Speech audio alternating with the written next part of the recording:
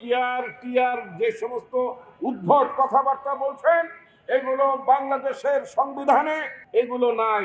বাংলাদেশের নির্বাচনী ব্যবস্থা এটা নাই, আমেরিকায় নাই, লন্ডনে নাই, যারা সবচেয়ে বেশি গণতন্ত্রের চর্চা করে।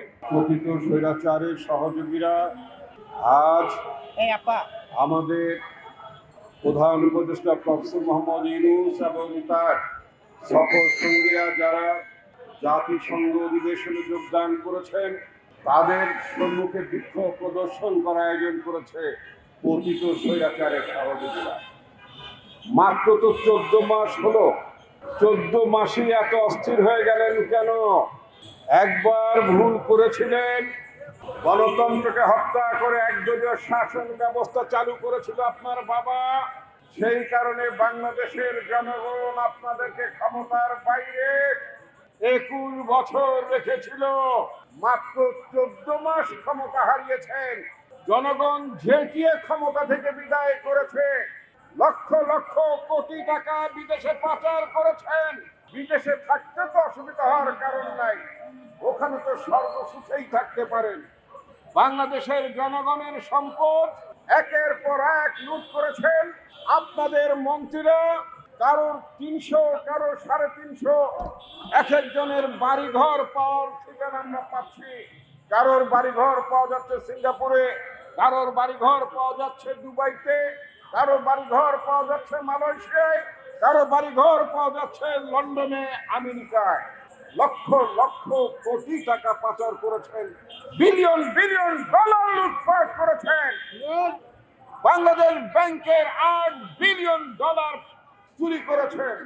কষ্টে তো থাকার কথা না আপনাদের, কিন্তু আমরা দেখতে পাচ্ছি জনগণের দুর্ভোগ বাড়ানোর জন্য আপনারা বাংলাদেশের মাঝে মধ্যেই ঝামেলা পাকানোর চেষ্টা করছেন।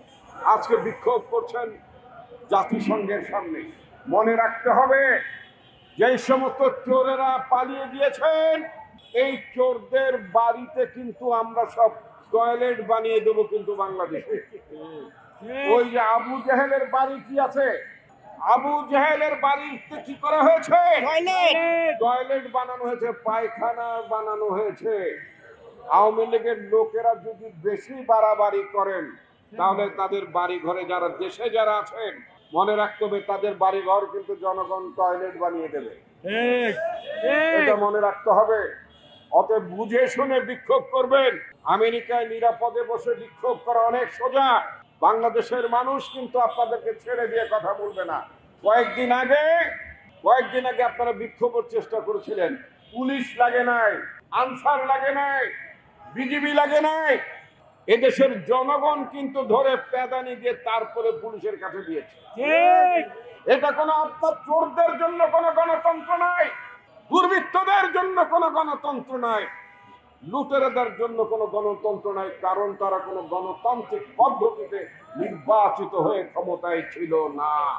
সুতরাং তাদের বেলায় কোনো গণতন্ত্র প্রযোজ্য হবে না। এটা আমরা খুব স্পষ্ট ভাষায় বলতে চাই। বন্ধুগণ, আজকে নির্বাচন নিয়ে তাল বাহানা করার চেষ্টা করা হচ্ছে।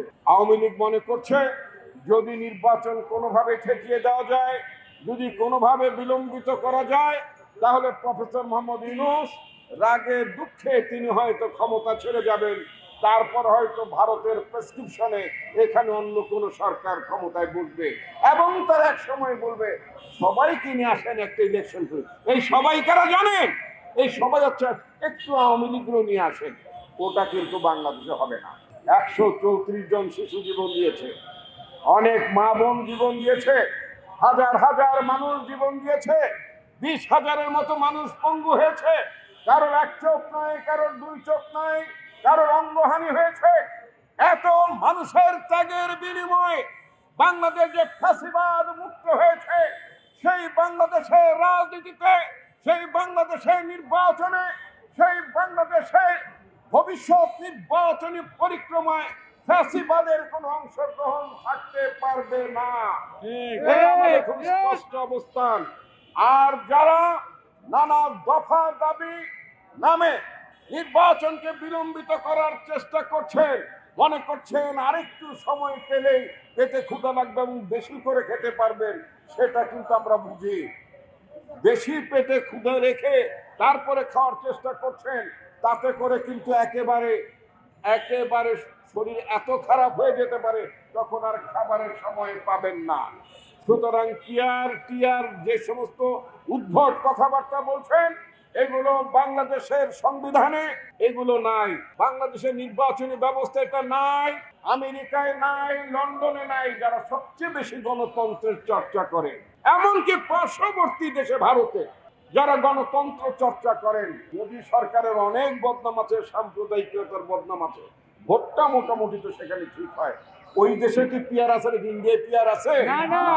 লন্ডনে পিয়ার আছে নাকি? নাই। যুক্তরাষ্ট্রে আছে? নাই। পিয়ার একটা দেশে আছে, সেটা কোথায় জানেন? ইসরায়েলে, ইহুদি দেশে। এই ইহুদিরা পিয়ার সিস্টেমের নামে সংখ্যালঘু সরকার ওখানে জনগণের উপর জুলুম করার জন্য, ক্ষমতায় টিকে থাকার জন্য নেতানিয়াহুর সরকার ইসরায়েলে গাজায় মানুষকে হত্যা করছে। ইসরায়েলিরা এই গাজায় শিশুদেরকে তারা একের পর এক হত্যা করে চলছে শুধুমাত্র পিয়ার সিস্টেমের নামে। কারণ পিয়ার সিস্টেম যদি ইসরায়েলে না থাকতো তাহলে নেতানিয়াহু সরকার গঠন করতে পারতো না, কারণ সে হচ্ছে একটা সংখ্যালঘুষ্ট দল, পার্লামেন্টে তার অবস্থান সংখ্যালঘু। এই সংখ্যালঘু সরকার শুধুমাত্র পিয়ারের নামে ওই ইসরায়েলের শাসন ব্যবস্থায় টিকে আছে এবং ওখানকার জনগণকে হত্যা করছে, শিশুদেরকে হত্যা করছে।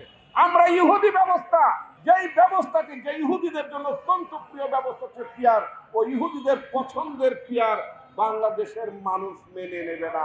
বাংলাদেশের মাটিতে এই ইহুদি পিয়ার ব্যবস্থা চলবে না, চালু হবে না, এটা খুব স্পষ্ট ভাষায় বলছে।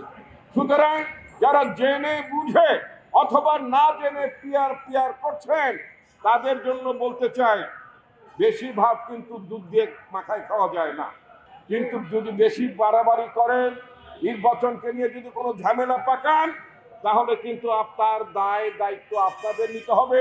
বাংলাদেশের গণতন্ত্র বিপর্যয়ের দিকেও চলে যেতে পারে। আমি বহুবার বলেছি, বাংলাদেশের গণতন্ত্র সংকটের মধ্যে আছে, দেশ একটি ট্রানজিশনাল ক্রাইসিসের মধ্যে আছে।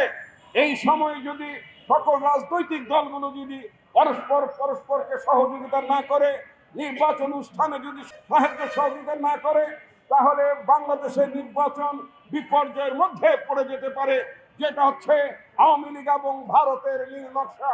আমরা আওয়ামী লীগ এবং ভারতের নীল নকশা বাংলাদেশে বাস্তবায়ন হতে দিতে পারি না। যারা নিজেদেরকে দেশপ্রেমিক বলে দাবি করেন, যারা নিজেদেরকে গণতান্ত্রিক শক্তি বলে দাবি করেন, যারা মনে করেন বিদেশি ষড়যন্ত্রকে যারা রুখে দিতে চান, তাদের দায়িত্ব হবে এই ভারত আওয়ামী লীগের চক্রান্তকে রুখে দেওয়া এবং নির্বাচন আয়োজনের ব্যাপারে আমাদের শক্ত অবস্থান রাখা। যদি ফেব্রুয়ারিতে নির্বাচন অনুষ্ঠিত না হয়, বাংলাদেশ অনিবার্যভাবে বিপদের মধ্যে পড়বে এবং ভারতীয় খপ্পরের মধ্যে চলে যাবে আমাদের রাজনীতি, যেটা আমরা হতে দিতে পারি না। শুধুমাত্র একটি কথাই বলতে চাই, বাংলাদেশের মানুষের অনেক ত্যাগ, অনেক রক্ত, অনেক সংগ্রামের বিনিময়ে আজকে একটি গণতান্ত্রিক রাষ্ট্র ব্যবস্থা প্রতিষ্ঠার দিকে আমরা এগিয়ে যাচ্ছি। তার বিরুদ্ধে যে ষড়যন্ত্রগুলো হচ্ছে, সেই ষড়যন্ত্রগুলো রুখে দেওয়ার জন্য দল মত নির্বিশেষে আমাদের সবাইকে ঐক্যবদ্ধ হতে হবে।